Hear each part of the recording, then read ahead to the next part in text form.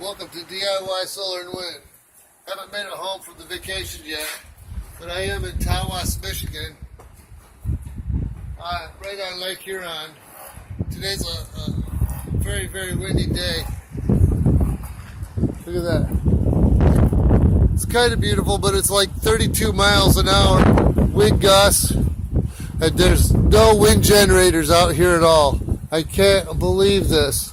I would be completely off grid if I lived around here on the coast of a great lake or a sea or an ocean. That's just me, folks. But maybe the rest of the world isn't ready for DIY solar and wind. But I have passed my little business card around and talked to a few people, a few residents around, spread the word. But today I do plan on stopping an hour south of here and want to see Karen to see if he got his YouTube channel for his solar business and see if we can shoot some videos. On my way home. Vacation is about over. Alright, thanks for watching and have a nice sunny day.